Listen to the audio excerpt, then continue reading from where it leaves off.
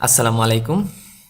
IELTS কি, কেন দিব, দিতে কত টাকা লাগে, আর কত বছর বয়সে দেয়া যায়, জীবনে কতবার দেয়া যায়, পাসপোর্ট না থাকলে আইএলস দেয়া যায় কি না, এরকম প্রায় 12টি প্রশ্ন ও সেই সব প্রশ্নের উত্তর সম্পর্কে আজকের এই ভিডিওতে আলোচনা করব। তো আজকের ভিডিওর টপিকটা হচ্ছে 12 frequently asked questions or FAQ about IELTS। তো প্রথম প্রশ্নটা হচ্ছে আইএলস কি। It's an acronym. এই অ্যাক্রোনিমটির ফুল ফর্ম হচ্ছে international English language testing system. এটি ব্রিটিশ কাউন্সিল দ্বারা পরিচালিত। তো এই সুযোগে ব্রিটিশ কাউন্সিল সম্পর্কে কিছু ইনফরমেশন জেনে নেই। It's an international organization. এই অর্গানাইজেশনটি ইউকে এবং বিশ্বের অন্যান্য দেশের মধ্যে এডুকেশনাল এবং কালচারাল যে অপরচুনিটিসগুলো রয়েছে সেগুলো নিয়ে কাজ করে। এটি আসলে 1934 সালে মোস্টলি লন্ডনে প্রতিষ্ঠিত হয় এবং বাংলাদেশে এটি কার্যক্রম শুরু করে 1951 সালে ঢাকাতে। আর প্রায় বিশ্বের 100টির মতো দেশে, 100টির বেশিরও দেশে এই ব্রিটিশ কাউন্সিলের অফিস রয়েছে। সো আমি যদি আইএলস সম্পর্কে বলি তাহলে আইএলস হচ্ছে প্রায় 140টিরও বেশি দেশের 12,500-এরও বেশি অর্গানাইজেশন এর দ্বারা স্বীকৃত। তারা আইএলসকে ইংরেজি দক্ষতা মূল্যায়নের একটি পরীক্ষা হিসেবে গ্রহণ করে। আইএলসের 4টি সেকশনস রয়েছে: listening, reading, writing and speaking. তো পৃথিবীতে শুধু আইএলসই একমাত্র এক্সাম নয় যার মাধ্যমে ইংরেজির দক্ষতা মূল্যায়ন করা যায়। এছাড়াও কিছু এক্সাম রয়েছে, সেগুলো বিশ্বব্যাপী স্বীকৃত, কোনোটা কম কোনোটা বেশি। যেমন টয়েফেল রয়েছে। টয়েফেল মানে হচ্ছে test of English as a foreign language. PTE রয়েছে, which is Pearson test of English. DET রয়েছে, which is Duolingo English test. অথবা ঠাইক রয়েছে। ঠাইক হচ্ছে test of English for international communication. আমরা দ্বিতীয় প্রশ্নে চলে যাচ্ছি, আইএলসটা কেন দিব, উদ্দেশ্যটা কি, বা সবার কি আইএলস দেওয়ার দরকার আছে কিনা। তো এখানে স্লাইডে আমি লিখে রেখেছি যে আপনি যদি বিদেশে উচ্চশিক্ষা, কর্মক্ষেত্র, অভিবাসন, ইভেন দেশের চাকরির বাজারে যদি এগিয়ে থাকতে চান তাহলে এক্ষেত্রে আপনার আইএলসটা দেওয়া লাগতে পারে বা দিতে পারেন। ঠিক আছে, আমাদের দেশে বিভিন্ন ধরনের ইন্টারন্যাশনাল অর্গানাইজেশন রয়েছে, তাদের সাথেও কাজ করতে কিন্তু আপনার এই আইএলসের স্কোরটা বেশ কাজে দিবে। আমরা 3 নম্বর প্রশ্নে চলে যাচ্ছি, আইএলস দিতে কত টাকা লাগে, আবার রেজিস্ট্রেশন ফিটা কত।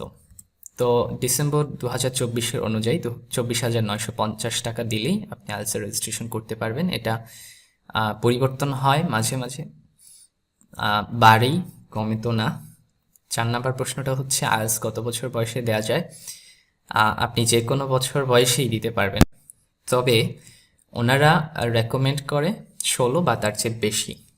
16 বা তার চেয়ে বেশি বছর বয়স হলে আইএলস দেওয়াটা রেকমেন্ডেড। 5 নম্বর প্রশ্নটা হচ্ছে আইএলস জীবনে কতবার দেওয়া যায়।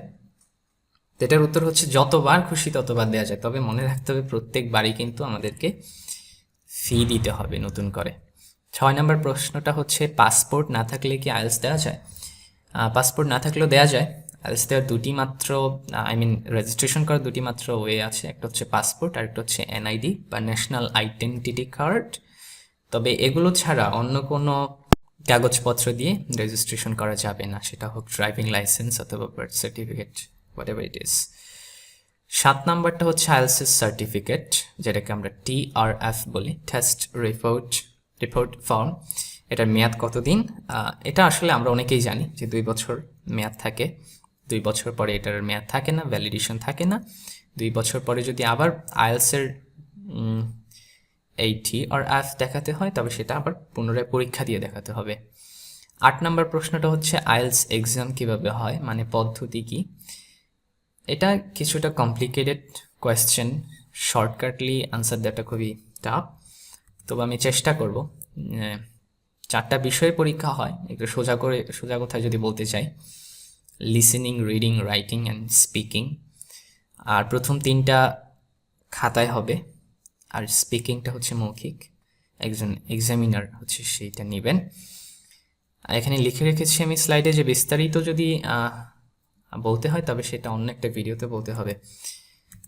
যাই হোক, 9 নম্বরে আমরা চলে আসছি, ফলাফলের গ্রেডিং বা নাম্বার বন্টন পদ্ধতি কি, এটা বোঝার জন্য আমরা আমাদের যে আগে যে পরীক্ষাগুলো দিতাম এসএসসি বা এইচএসসি, সেখানে যেমন জিপিএ 5, 4.5, 3 ইত্যাদি গ্রেড বলা হতো। আইএলসও তেমন, আমরা জিপি এর জায়গায় বলতে পারি ব্যান্ড স্কোর 9, 8.5, 8, 6 এটসেট্রা। রেঞ্জটা হচ্ছে 0 থেকে 9। এখানে বলে রাখা ভালো, যদি আপনার স্কোর 7.25 আসে তাহলে সেটাকে করা হবে 7.5 পর্যন্ত, কিন্তু যদি 7.75 আসে তাহলে সেটাকে করা হবে 8-এ। তারা হচ্ছে এভাবে 0.25কে 0.5-এ নিয়ে যাবে আর 0.75কে নেক্সট যে নাম্বার সেখানে নিয়ে যাবে। এই হচ্ছে বিষয়টা। আজ যে 4টা বিষয় পরীক্ষা হবে বললাম, লিসেনিং, রিডিং, রাইটিং, স্পিকিং, সবগুলোকে অ্যাভারেজ করে দেন হচ্ছে ওভারঅল ব্যান্ড স্কোরটা বের করা হবে। আর রেঞ্জের যে আইএলস স্কোর ব্যান্ড স্কোর 9 অর্জন করতে পারবে তাকে বলা হবে এক্সপার্ট ইউজার, 8 হলে বলা হবে ভেরি গুড ইউজার, 7 হলে গুড ইউজার, 6 হলে কম্পিটেন্ট। এভাবে যত কম তার অ্যাকুরেসি বা তার স্কিলটা তত কম ধরা হবে ইংরেজিতে। 10 নম্বর প্রশ্নটা হচ্ছে আইএলস দিতে কি কি শিক্ষাগত যোগ্যতার প্রয়োজন। সোজা কথা বলতে গেলে কোনো শিক্ষাগত যোগ্যতার প্রয়োজন নেই, কাজ এখানে আপনার ম্যাথ বা অন্যান্য বিষয়ের কোনো কিছুই যাচাই করা হবে না। এখানে জাস্ট এটা একটা এক্সাম, ইংরেজির প্রফিসিয়েন্সি চেক করার এক্সাম।